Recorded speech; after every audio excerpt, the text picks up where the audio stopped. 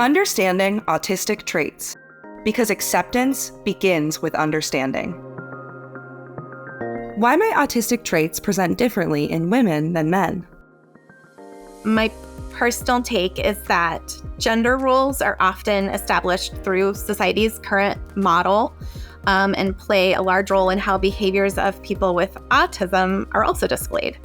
So generally speaking, a greater emphasis is placed on girls to play gently, to have a calmer nature, to avoid confrontation.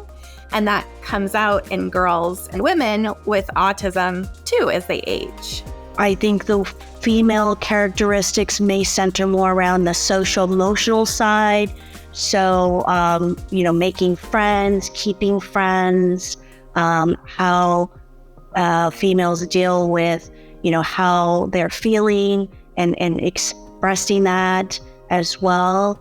I also have read that there might be more social anxiety with females. We know with mental health, there's definitely a lot of mental health co-occurrence with both men and females, but with females in particular surrounding depression, suicidal ideation. I would study the other girls. Literally, it was like my sixth subject in school.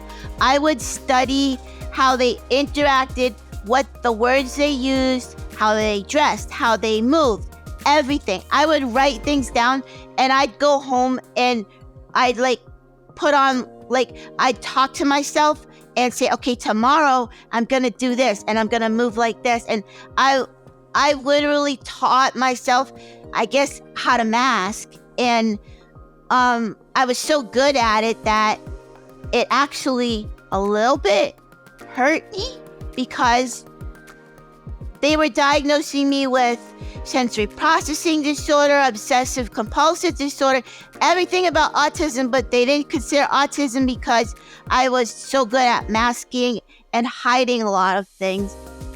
Why might some autistic people not get diagnosed until adulthood? Some of it has to, unfortunately, do with disparities, ethnic, racial, socioeconomic disparities, where people may be misdiagnosed with conduct disorder, or maybe, or not even, going to the doctor if they have a concern for various reasons. So I think that tends, especially in children, to prevent people from being diagnosed early. Back in the 80s and the 90s, really autism was seen as just the most severest symptoms or behaviors you exhibit. Like if you were able to speak, they're like, oh, well, you don't have autism.